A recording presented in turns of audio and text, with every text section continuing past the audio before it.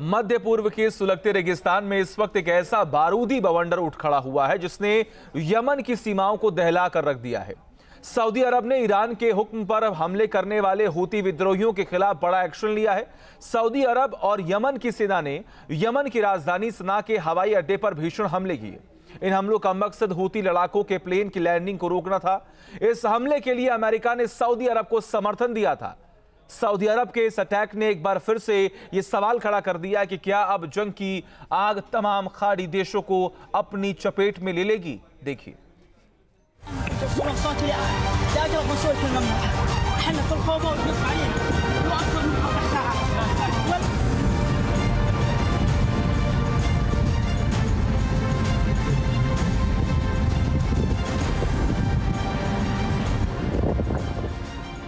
बम बरस रहे थे, धमाके हो रहे थे, चारों ओर हड़कंप मचा था।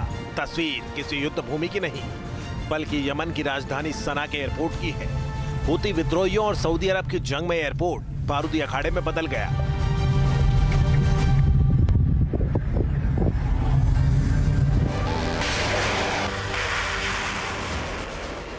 सऊदी अरब की वायुसेना और यमनी सशस्त्र बलों ने सना हवाई अड्डे पर इतने हमले किए कि चारों तरफ बस विध्वंस की गूंज सुनाई पड़ रही थी।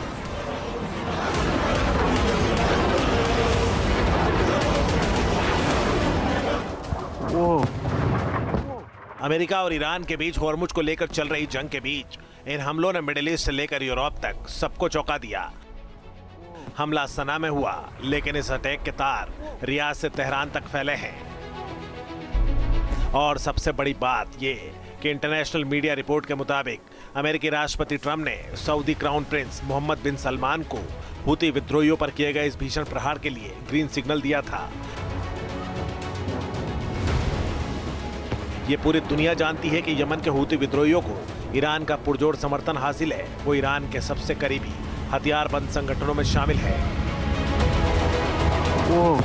अब आपको बताते हैं कि सना में क्या हुआ था। दरअसल एक ईरानी विमान यमन के हवाई क्षेत्र का उल्लंघन करते हुए जबरन सना के हवाई क्षेत्र में घुसने की कोशिश कर रहा था।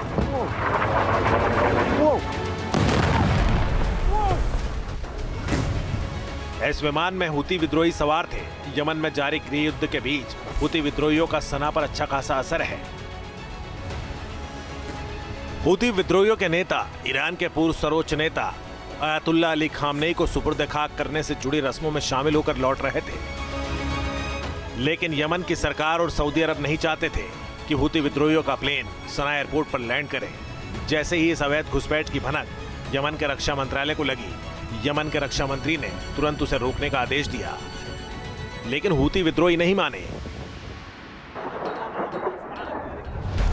जब ईरानी विमान बिना इजाजत लैंड करने की जिद पर अड़ा रहा और सना एयरपोर्ट के बिल्कुल करीब पहुंच गया, तब सऊदी अरब और यमन की सेना ने हूती विद्रोहियों के विमान को उतरने से रोकने के लिए रनवे पर बमबारी शुरू कर दी। हालांकि हमले से पहले एयरपोर्ट को खाली करवा लिया गया ताकि कोई हताहत न हो। सऊदी और यमन की फोर्स ने रनवे को बमबारी कर पूरी तरह नष्ट कर दिया, जिसके बाद ईरानी प्लेन को मजबूर होकर लौटना पड़ा। उसने मजबूरन अपना रास्ता बदला और यमन के ही होदेइदा हवाई अड्डे पर उतरा। सऊदी अरब के इस हमले को लेकर सना में भारी आक्रोश फैल गया। सना के प्रसिद्ध अल सबीन स्क्वायर पर लाखों लोगों का एक विशाल जनसैलाब उमड़ पड़ा। इस ऐतिहासिक मार्च में शामिल लोगों ने सऊदी अरब के खिलाफ नारेबाजी की।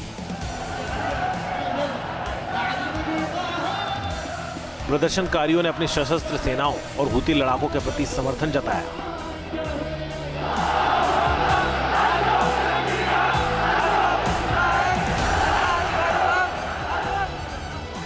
आंदोलनकारी सऊदी अरब से बदले की मांग कर रहे थे।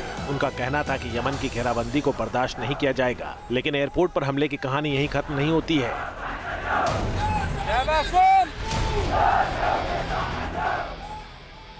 खबरों के मुताबिक सऊदी अरब ने यमन के होदेइदा एयरपोर्ट पर भी भीषण गोलाबारी की।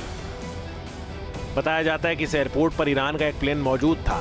ईरानी विमान यहां से टेक ऑफ करना चाहता था, लेकिन वो सऊदी गोलाबारी में फंस गया था। आखिरकार ईरानी पायलट ने जोखिम लिया। इन पायलटों ने भारी बारूदी बरसात के बीच होदेइदा एयरपोर्ट से उड़ान भरी और तेहरान के इमाम खुमैनी एयरपोर्ट पर विमान की सुरक्षित लैंडिंग कराई। इस टकराव के बाद यमन के राष्ट्रपति और सशस्त्र बलों के सर्वोच्च commander doctor Rashad al Alimi ने ईरान पर हमला बोला। उन्होंने कहा,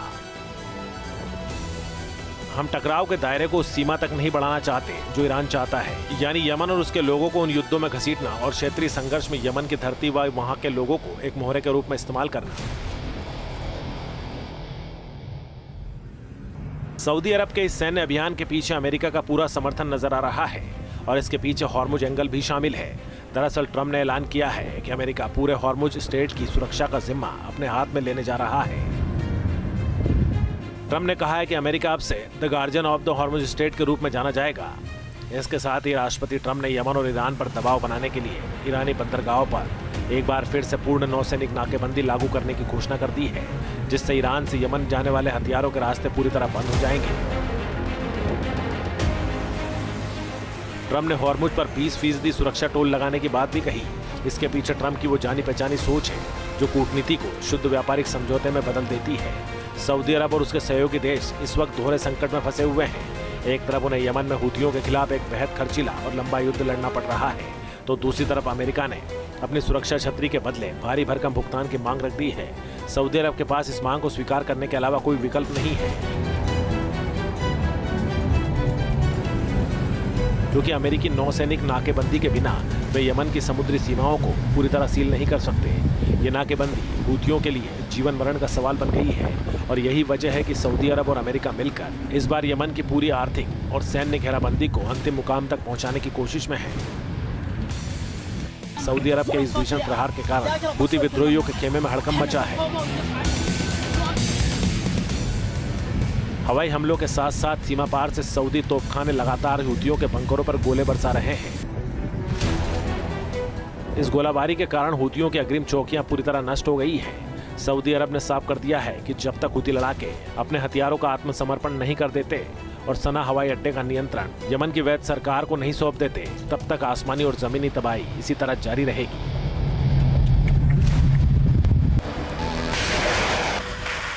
अब यह देखना होगा कि क्या ये हवाई नाकेबंदी हुती विद्रोहियों को आत्मसमर्पण के लिए मजबूर कर पाएगी या फिर यमन की धरती से उठने वाला यह बारूदी धुआं पूरे खाड़ी क्षेत्र को अपनी चपेट में ले लेगा।